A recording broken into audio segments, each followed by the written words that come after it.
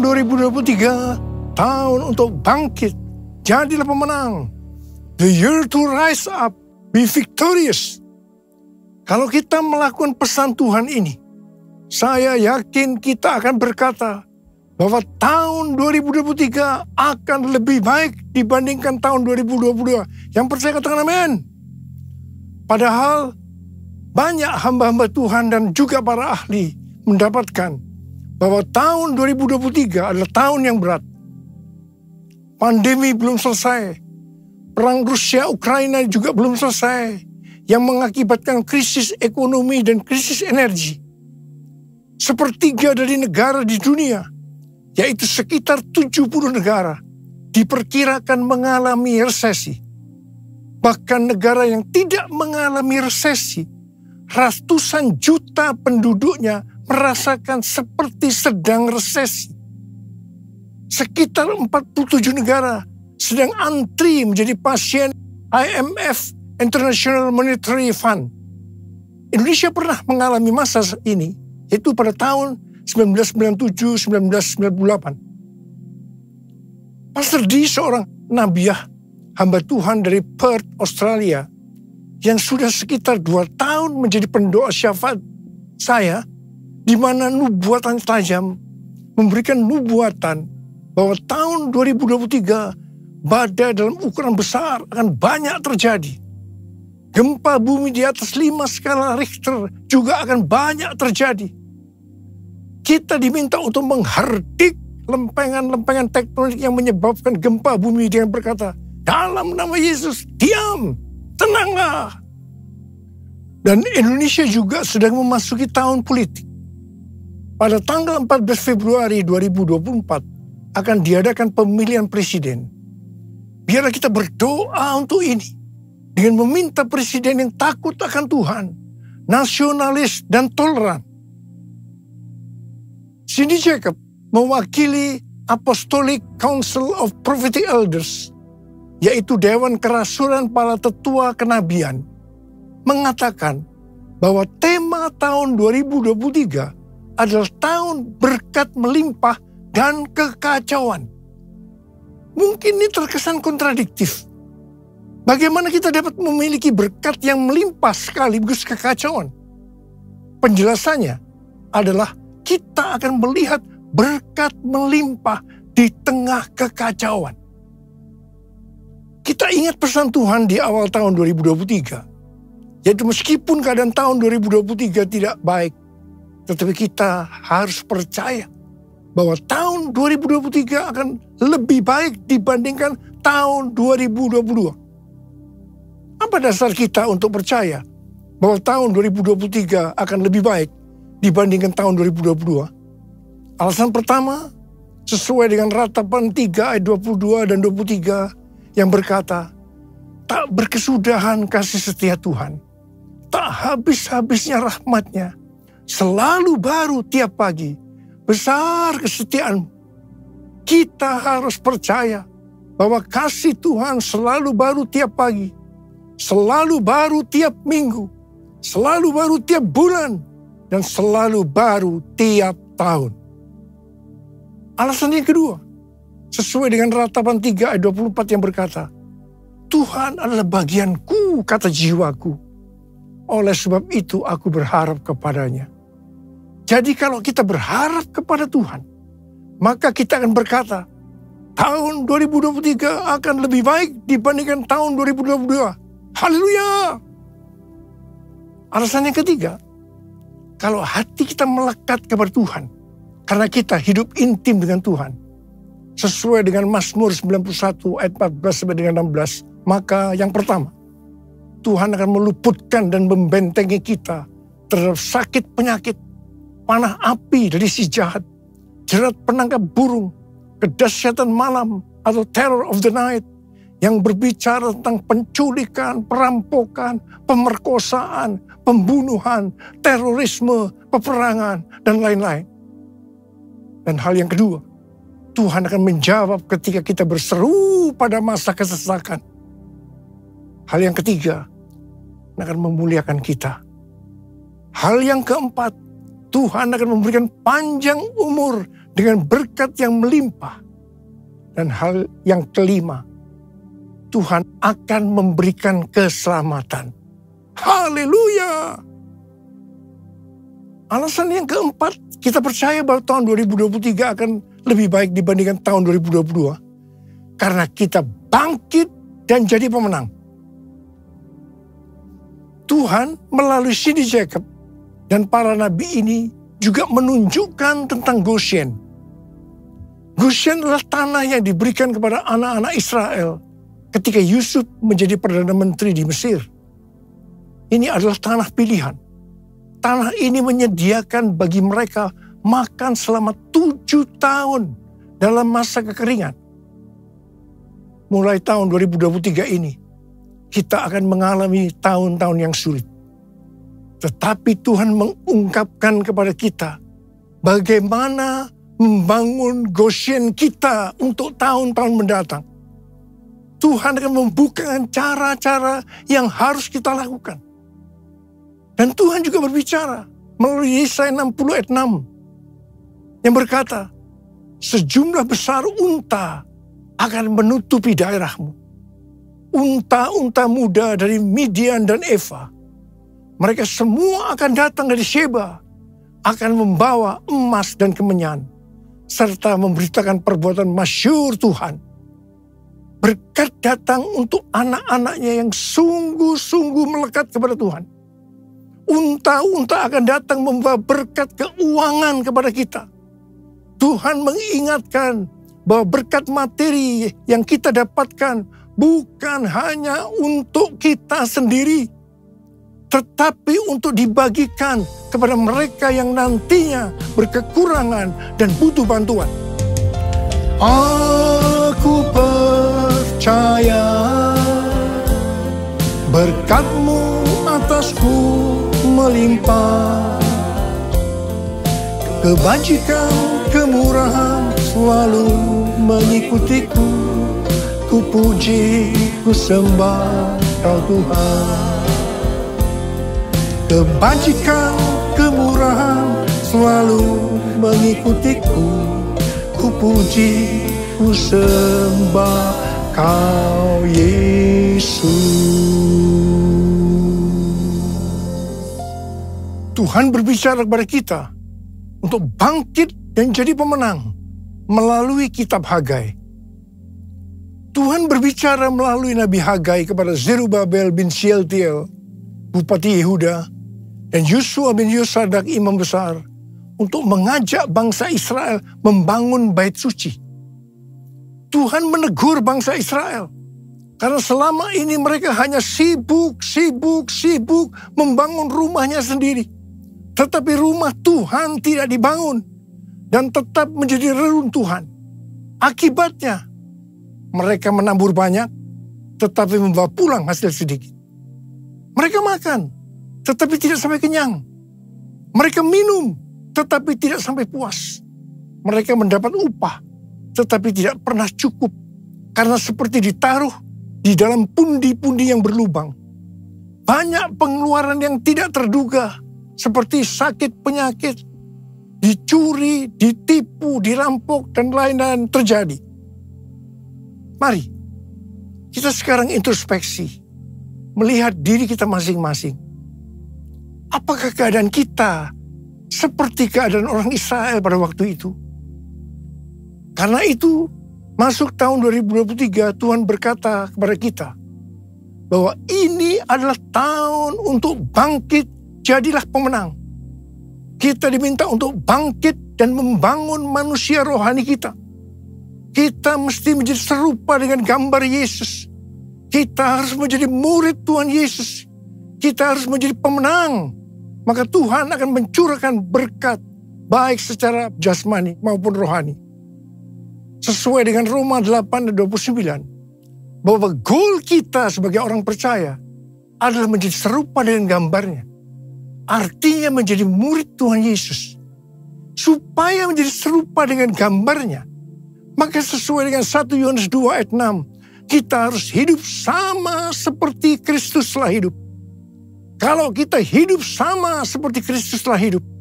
Pasti kita akan menjadi serupa dengan gambarnya. Karena itu kita harus menjaga agar kita tetap memiliki kasih yang semula. Kalau kita membangun kerohanian kita untuk menjadi seperti Kristus, maka kita percaya berkat Tuhan, baik secara rohani maupun jasmani, akan kita alami meskipun di tengah kekacauan. Mari, dengan kuasa Pentakosta ketiga, kita selesaikan amanat agung. Dan setelah itu, Tuhan Yesus datang kembali. Haleluya! Tuhan pada waktu itu berkata kepada bangsa Israel, bahwa berkat Tuhan akan turun dengan cara Tuhan yang menggoncangkan langit dan bumi, laut dan darat. Tuhan akan menggoncangkan bangsa-bangsa, sehingga barang yang indah-indah di bangsa-bangsa akan datang mengalir, memberkati mereka. Tuhan berkata, kepunyaankulah perak, kepunyaankulah emas. Hal yang seperti ini yang akan terjadi pada tahun 2023. Seperti yang telah dinubuatkan oleh Cindy Jacobs, bahwa tahun 2023 adalah tahun berkat melimpah dan kekacauan. Di mana ini dapat diartikan bahwa kita akan melihat berkat yang melimpah di tengah kekacauan. Kerajaanmu datanglah, kehendakmu jadilah, di bumi seperti di surga. Kerajaanmu datanglah, kehendakmu jadilah, di bumi seperti di surga. Kerajaanmu datanglah, kehendakmu jadilah, di bumi seperti di surga. Di bumi seperti di surga. Tuhan juga berbicara agar kita bangkit dan menjadi pemenang dalam hal memberi dalam kemurahan hati. Dasar bahwa kita diminta untuk memberi dalam kemurahan hati adalah, yang pertama, karena Allah kita adalah Allah yang murah hati. Dan hal yang kedua, Tuhan Yesus memberikan teladan memberi dalam kemurahan hati. Apa yang Tuhan Yesus lakukan? Yang pertama, dia rela mati bagi kita karena mengasihi kita. Kasih yang terbesar adalah memberikan nyawa untuk sahabat-sahabatnya. Adakah pemberian yang lebih murah hati dari memberikan nyawa? Tuhan Yesus lebih dahulu mengasihi kita. Contoh memberi dalam kemurahan hati, seperti terdapat dalam Roma 12 ayat 1 yang berkata, karena itu, saudara-saudara, demi kemurahan Allah, aku menasihatkan kamu, supaya kamu mempersembahkan tubuhmu sebagai persembahan yang hidup, yang kudus, dan yang berkenan kepada Allah. Itu adalah ibadahmu yang sejati. Tuhan menghendaki kita melakukan ini. Persembahan kepada Tuhan bisa berupa ucapan syukur dan penyembahan, taat kepada firman-Nya, melayani pekerjaan Tuhan, serta persembahan berupa materi, seperti persembahan khusus, persembahan persepuluhan, persembahan sulung, merupakan bukti ketaatan kita kepada firman Allah melalui gereja tempat kita tertanam. Ada 3 macam respon dari orang percaya dalam hal memberi, dalam kemurahan hati. Respon pertama, bagi yang memiliki hubungan yang intim dengan Tuhan, mereka akan memberi dengan standar tinggi, yaitu senantiasa berupaya memberikan yang terbaik untuk Tuhan. Sebagai contoh, Maria yang intim dengan Tuhan, mengurapi kaki Tuhan Yesus dengan rambutnya, dengan minyak narwastu yang mahal harganya, yaitu sekitar 300 dinar. Itu merupakan upah 1 tahun bagi seorang pekerja. Jadi sangat besar nilainya. Dan ini merupakan persembahan yang terbaik. Respon yang kedua, bagi mereka yang tidak intim dengan Tuhan, mereka hanya dapat memahami bahwa memberi persembahan secara materi itu hanya sebagai hukum yang tertulis. Ketika yang lain sudah dengan tekun memberi, dengan setia, persembahan persepuluhan, persembahan khusus, dan persembahan sulung, dia masih sibuk menggali apakah persembahan-persembahan itu alkitabiah atau tidak. Respon yang ketiga, bagi mereka yang cinta uang dan pencuri kas milik Tuhan seperti Yudas Iskariot, akan mengkritik orang seperti kepada Maria yang memberikan persembahan yang terbaik kepada Tuhan, yaitu minyak narwastu yang mahal harganya. Dengan dalih, mengapa tidak diberikan kepada orang miskin saja? Demikian juga mereka yang termasuk orang-orang yang seperti ini akan menyamaratakan semua pendeta yang mengajar tentang memberi persembahan uang sebagai golongan pendeta yang mencari keuntungan dari jemaat. Bukan rahasia lagi bahwa cukup banyak pendeta yang takut untuk memberikan pelajaran tentang kebenaran memberi persembahan uang dalam kemurahan hati. Apa akibatnya? Akibatnya, baik pendeta itu maupun jemaatnya gagal untuk menerima berkat yang terbaik dari Tuhan. Kesimpulannya, memberi persembahan materi dalam kemurahan hati hanya dilakukan oleh orang-orang yang hidupnya intim dengan Tuhan. Saya berdoa agar berkat yang terbaik dari Tuhan akan kita terima dalam tahun 2023 ini, karena kita intim dengan Tuhan. Ku sembah Kau Tuhan, ku mengangkat tanganku, selamanya Kau ajaib bagiku. Ku sembah Kau Tuhan, ku mengangkat wajahku, selamanya Kau hebat bagiku. Haleluya, haleluya, haleluya, haleluya, haleluya, haleluya.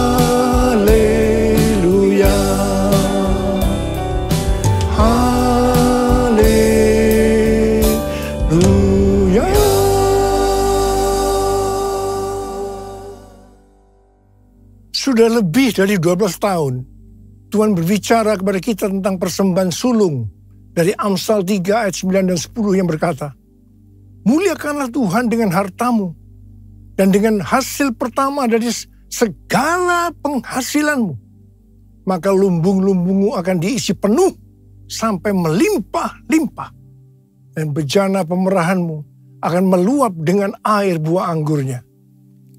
Sesuai dengan referensi dari catatan Amsal 3 ayat 9 dan 10 dari The Apologetics Study Bible dan catatan Alkitab Penuntun Hidup Berkelimpahan dari Life Application Study Bible versi Injili, maka yang dimaksudkan dengan persembahan sulung adalah hasil pertama yang merupakan hasil terbaik secara kualitas dan kuantitas. Hasil pertama dari gaji kita, bukan sisa-sisa. Persembahan sulung untuk tahun 2023 adalah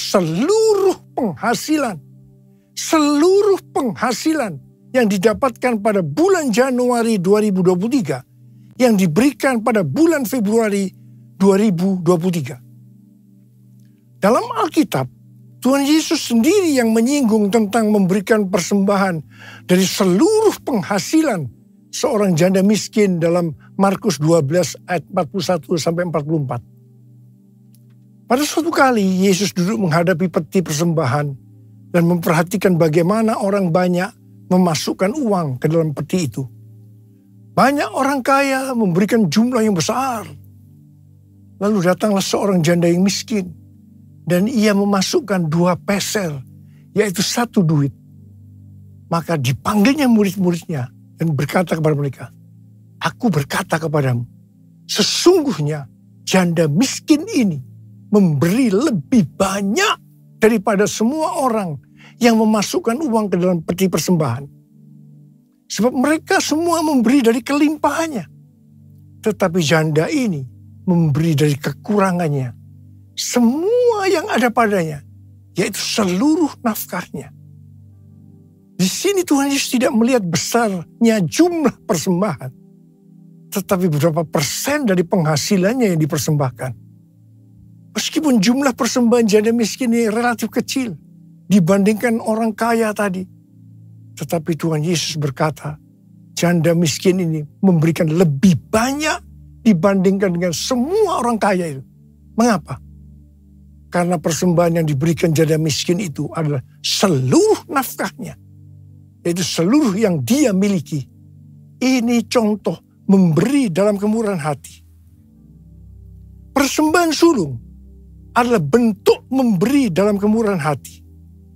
Ini merupakan tolok ukur yang valid untuk menguji apakah kita memberi dalam kemurahan hati.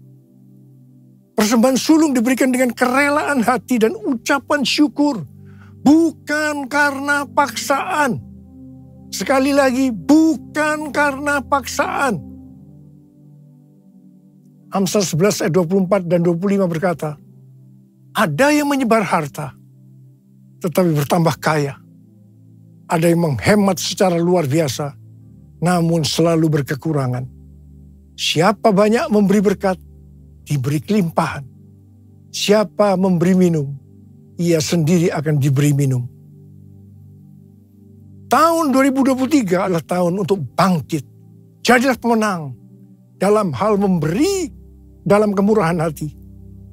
Kita akan berkata bahwa tahun 2023 akan lebih baik daripada tahun 2022. Kita akan mengalami berkat yang melimpah meskipun dunia mengalami kekacauan. Haleluya! Perbuatannya besar, perbuatannya besar, perbuatannya besar, pujilah namanya, pujilah Tuhanku dengan segenap hatiku, pujilah namanya, pujilah Tuhanku dengan segenap hatiku, pujilah namanya, pujilah namanya, pujilah namanya. Mari angkat tangan saudara, angkat tangan kita, sembah dia. Kita berbahasa roh saat ini. Berbahasa roh, berbahasa roh, berbahasa roh.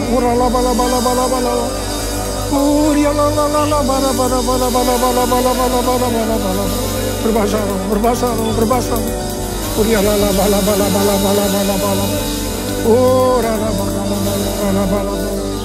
Kamu berdoa buat anak-anakmu yang angkat tangan di hadapanmu saat ini, Tuhan.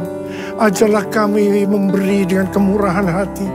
Hamba-Mu percaya kalau kita melakukan itu, berarti kita bangkit dan jadi pemenang. Dan hamba-Mu percaya di tengah kekacauan dunia, berkat yang melimpah akan kami terima. Oh ralabalaba, terima, terima, terima, terima, terima, terima, terima, terima, terima, terima. Oh rabasyikalabalaba. Ya Abah, ya Abah, terima kasih. Terima kasih Abah, terima kasih. Dalam nama Yesus, dalam nama Yesus, dalam nama Yesus. Amin. Mari saudara-saudara sekalian, kita akan masuk dalam perjamuan kudus. Kita akan mengingat ayat ini. Setiap kali kamu makan roti ini dan minum cawan ini, kamu memberitakan kematian Tuhan sampai Ia datang. Perjamuan kudus adalah perjamuan Tuhan Yesus sendiri. Setiap kali kita masuk dalam perjamuan kudus, ini pesan Tuhan buat kita semua. Biarlah ini menjadi peringatan akan daku. Peringatan akan daku. Karena itu mari, kita tundukkan kepala. Arahkan hati pikiran kita kepada kebaikan Tuhan. apa yang dia telah berbuat dalam hidup ini. Siapakah kami ya Aba sebelum kami mengenal Engkau? Kami semua orang berdosa. Upah dosa adalah maut, mati. Tapi Engkau yang tidak berdosa telah dijadikan dosa oleh karena kami. Engkau harus turun dari surga mulia, mati, ganti kami dengan penderitaan yang luar biasa. Sungguh kalau kami pikirkan Tuhan, kalau kami pikirkan betapa baiknya Engkau itu, betapa baiknya Engkau ya Aba. Kau jadikan kami sebagai anak-anak-Mu. Kau berkati, Kau tuntun, Kau bela, Kau ajar kami. Tuhan terima kasih. Terima kasih berkebaikan-Mu. Terima kasih Kau tegur juga kalau kami salah ya Aba.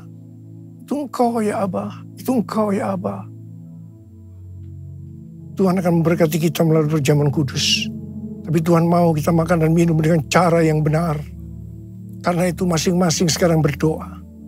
Introspeksi, lihat keadaan diri masing-masing. Jangan menyimpan dosa. Kalau ada dosa yang Tuhan ingatkan, langsung akui di hadapan Tuhan.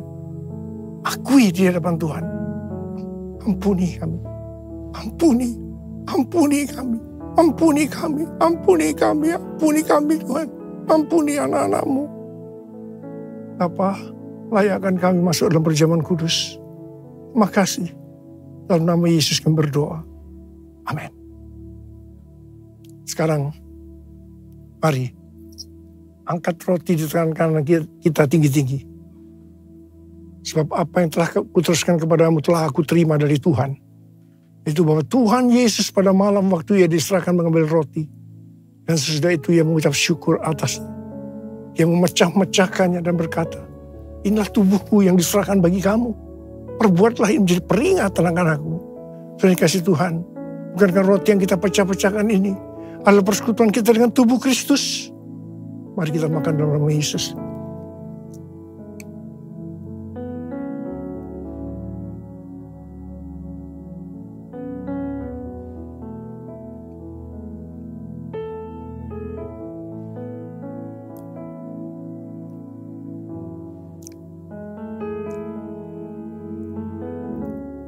Sekarang angkat cawan di tangan kanan kita tinggi-tinggi. Bukan juga yang mengambil cawan sudah makan lalu berkata, cawan ini adalah perjanjian baru ini menceritakan oleh darahku. Perbuatlah ini setiap kali kamu minumnya menjadi peringatan akan aku. Terima kasih Tuhan.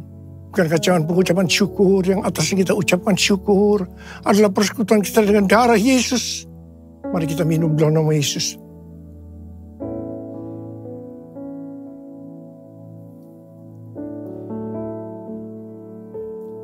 Mari angkat tangan kita.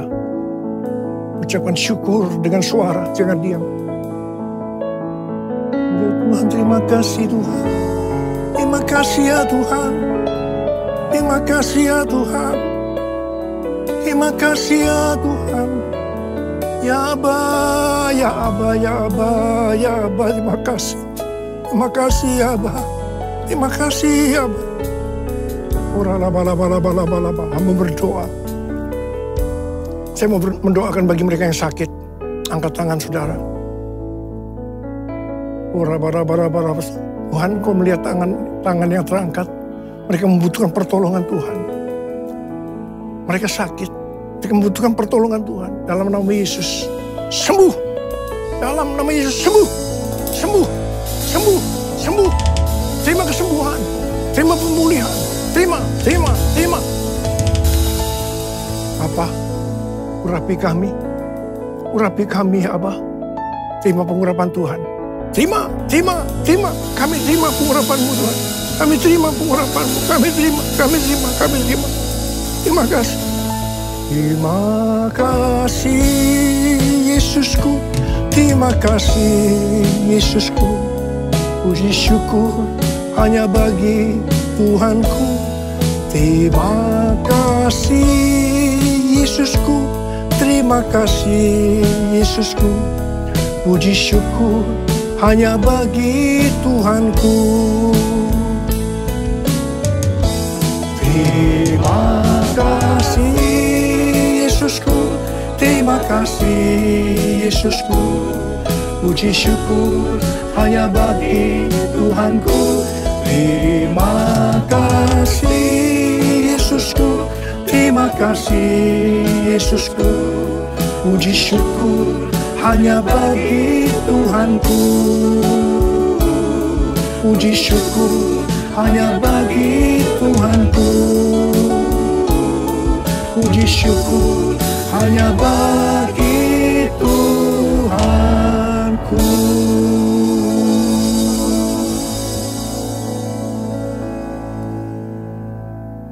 Mari angkat tangan saudara, terimalah berkat Tuhan. Kasih karunia yang berlimpah-limpah daripada Allah Bapa dalam Anak yang tunggal Yesus Kristus. Persekutuan yang manis dengan Roh Kudus menyertai saudara sekalian mulai hari ini. Sampai Tuhan Yesus datang menjemput kita di awan-awan. Dan bahkan sampai selama-lamanya. Yang percaya bersama-sama katakan, Amin.